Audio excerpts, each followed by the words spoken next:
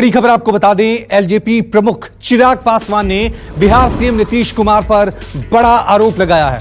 News 24 से खास बातचीत में उन्होंने कहा कि नीतीश कुमार से मेरी फोन पर भी बात नहीं हो पाती है, न ही नीतीश हमारे किसी लेटर का कोई जवाब देते हैं।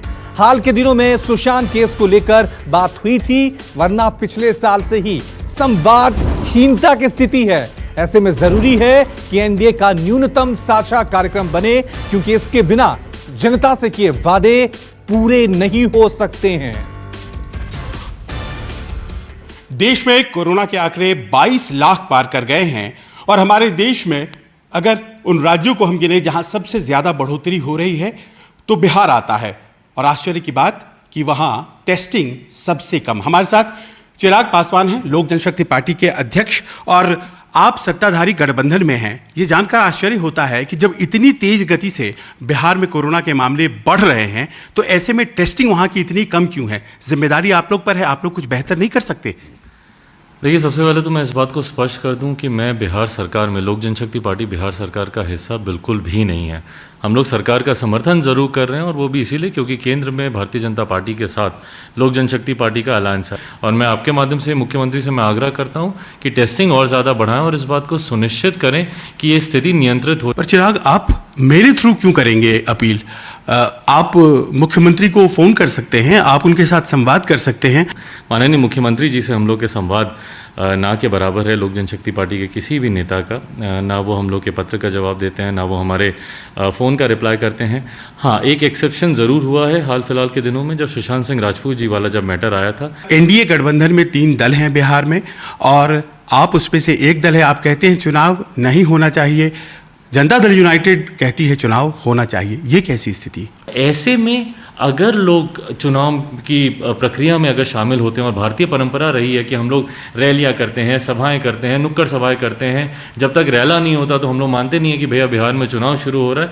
तो ऐसी परिस्थिति में जब ऐसी सभाएं होंगी तो उसमें आप जानबूझकर एक बड़ी आबादी को आप खतरे में नहीं डाल सकते। आप बिहार फर्स्ट, बिहारी फर्स्ट यात्रा की बात कर रहे हैं, पर ये अपने आप में जब कभी भी आपकी बातों को उस वक्त नवंबर में सुना जा रहा था तो लग रहा था कि आप दरअसल नीतीश कुमार जी की कमियां गिनाते हैं। हकीकत है, प्रदेश में आज भी कई समस्याएं हैं। 15 साल माननीय मुख्यमंत्री बिहार में हैं, उसके बाद भी अगर विशेष राज्य के दर्जे की मांग अगर करने की हम लोग को जरूरत पड़ती है तो इसका मतलब कहीं ना कहीं राजस्व बढ़ाने में हम लोग कामयाब नहीं रहे हैं। तो बाढ़ कोई अनजानी बात तो है नहीं, दशकों से हम लोग बाढ़ की यही परिस्थिति देखते आ रहे हैं। और मैं कोई एस्ट्रोलॉजर नहीं हूं, पर आज ही मैं प्रेडिक्ट कर सकता हूं कि अगले साल ठीक इसी वक्त सेम ऐसी ही परिस्थिति हम लोग को पुनः देखने को मिलेगी। 3 बार सरकार रही है एनडीए की, कभी भी कॉमन मिनिमम प्रोग्राम बिहार में नहीं बना, जरूरत नहीं पड़ी न्यूनतम साझा कार्यक्रम।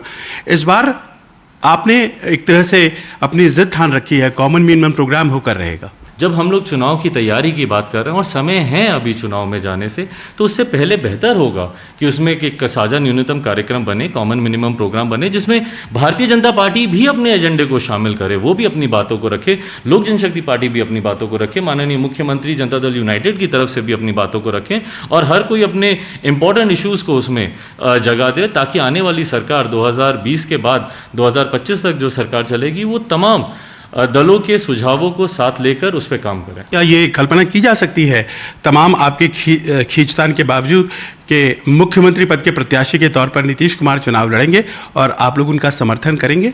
मेरी लड़ाई मुख्यमंत्री पद के चेहरे के लिए है ही नहीं। इस बात को देखिए, समझने की जरूरत है। मेरी लड़ाई ना सीटों को लेकर है, ना सीटों की संख्या को लेकर है, ना एनडीए में चेहरे को लेकर है।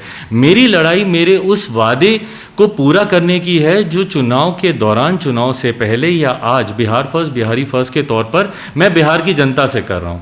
कल को जब हम लोग सरकार में आएंगे तो मुझे उन वादों को पूरा करने की जिम्मेदारी मेरे कंधों पर होगी। ऐसे में अगर उस वक्त के मुख्यमंत्री, हम लोग के गठबंधन के मुख्यमंत्री होने के बावजूद अगर मेरे फ़ोन का कॉल बैक नहीं करेंगे, फ़ोन पे मुझसे बातचीत नहीं करेंगे, मेरे पत्रों का जवाब नहीं देंगे, संवादहीनता पूरी तरीके से लोक जनशक्ति पार्टी और उनके नेताओं के साथ बनाकर रखेंगे, तो मैं उन वादों को कैसे पूरा कर पाऊंगा? नमस्कार, मैं हूं मानक गुप्ता। अगर आपको हमारा ये वीडियो पसंद आया हो तो इसे लाइक और शेयर जरूर करें, और हाँ, हमें सब्सक्राइब और फॉलो करना ना भूलें, ताकि आप देश और दुनिया की कोई खबर मिस ना करें। तो जुड़े रहिए हमारे साथ और देखते रहिए न्यूज़ 24।